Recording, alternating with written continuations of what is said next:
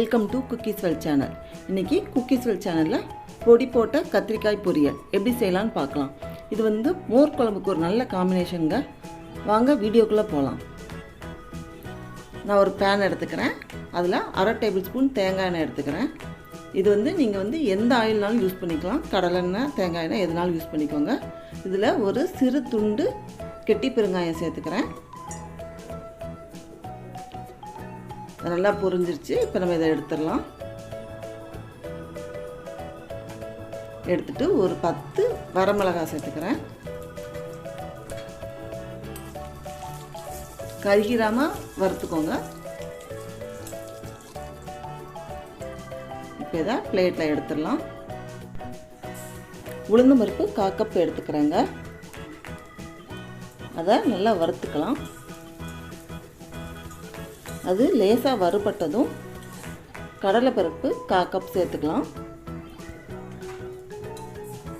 இப்போ ரெண்டையும் கொஞ்சம் செவக்க வறுத்துக்கலாம்.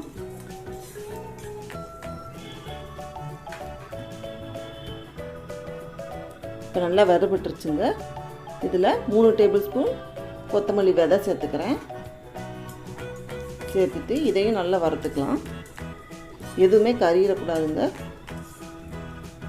இப்போ வறுத்தாச்சு. இது ஒரு பிளேட்டில் மாற்றிட்டு ஆற வச்சிடலாம். இப்போ இன்னொரு பேன் எடுத்துக்கிறேன். அதில் 1 டேபிள் ஸ்பூன் எண்ணெய் சேர்த்துக்கிறேன். அந்த எண்ணெய் நல்லா காயட்டும். காஞ்சதும் 1 டீஸ்பூன் கடுகு, 1/2 டீஸ்பூன் உளுந்தம்பருப்பு, 1/2 டீஸ்பூன் கடலைப்பருப்பு 3 சேர்த்துக்கலாம். சேர்த்துட்டு நல்லா வறுத்து விட்டுறலாம். இப்போ நம்ம நறுக்கி வச்ச கத்திரிக்காய், ஒரு 1/2 கிலோ கத்திரிக்காயை நறுக்கி வச்சுருக்கேங்க. அதையும் சேர்த்துக்கலாம்.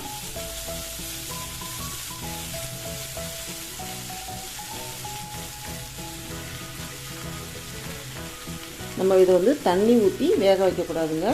தண்ணி ஊற்றி வேக வச்சா நொசன்னு போயிடும். நம்ம பொடி போட்டு பண்ணுறோம். அதனால் எண்ணெயிலே தான் வதக்கணும். அப்போ தான் அந்த பொடி போட்ட கத்திரிக்காயோட டேஸ்ட்டு நல்லாயிருக்கும். இப்போ நல்லா எல்லாமே நல்லா வதங்குற மாதிரி வதக்கி விடுங்க.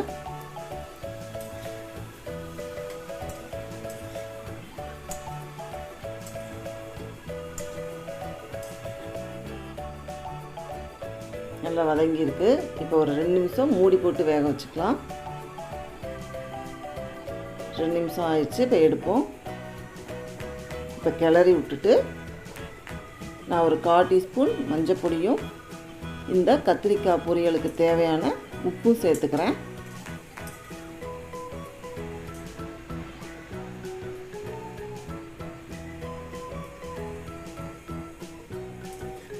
சேர்த்துட்டு நல்லா கிளறி விடுங்க.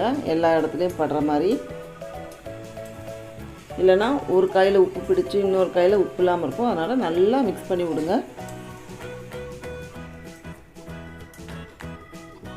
இப்போ இதை ஒரு 3 நிமிஷம் மூடி போட்டு வேக வச்சுக்கலாம். சிம்மில் வச்சே வேக வச்சுக்கலாம். இது வந்து எண்ணெயில் தான் வேகணும். இப்போ நம்ம வறுத்து வச்சவங்களங்க அதை அரைச்சி வச்சுருக்கேன். அந்த பொடியை ஒரு 4 ஸ்பூன் போட்டுக்கலாம். இந்த 1/2 கிலோ கத்திரிக்காய்க்கு 4 ஸ்பூன் போட்டுக்கிறேன்.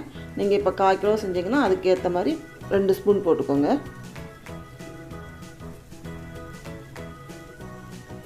இந்த பொடி போட்டதுக்கப்புறம் ரொம்ப நேரம் வதக்க தேவையில்லைங்க. ஏன்னா நம்ம ஆல்ரெடி எல்லாத்தையும் வறுத்து தான் வச்சுருக்கோம். அதனால் இந்த கத்திரிக்காயோட எல்லா இடத்துலையும் படுற மாதிரி சும்மா கலந்து விட்டுட்டு அடுப்பை ஆஃப் பண்ணிடலாம். அப்புறம் பச்சை ஸ்மெல் போகிறதுக்கு வதக்கணும், ஒரு 2 நிமிஷம் விடணும், அந்த அவசியம்லாம் தேவையில்லை. இப்போ நல்லா மிக்ஸ் ஆகிடுச்சு. இப்போ அடுப்பை ஆஃப் பண்ணிடலாம். ஆஃப் பண்ணிவிட்டு வேறு ஒரு பவுலுக்கு மாற்றிடலாம். இந்த ரெசிபி வந்து சாம்பார் சாதம், மோர் குழம்பு எல்லாத்துக்குமே ரொம்ப நல்லாயிருக்குங்க. இந்த ரெசிபியை கண்டிப்பாக ட்ரை பண்ணி பாருங்கள். இந்த வீடியோ உங்களுக்கு பிடிச்சிருந்தால் லைக் பண்ணுங்கள், ஷேர் பண்ணுங்கள், குக்கீஸ்வெல் சேனலுக்கு சப்ஸ்கிரைப் பண்ணுங்கள். மறக்காமல் பெல் ஐக்கானை கிளிக் பண்ணுங்கள். அப்போ தான் நான் போகிற வீடியோஸ் உங்களுக்கு ஒன்றைக்கு ஒன்று அப்டேட் ஆகும். தேங்க்யூ. தேங்க்ஸ் ஃபார் வாட்சிங்.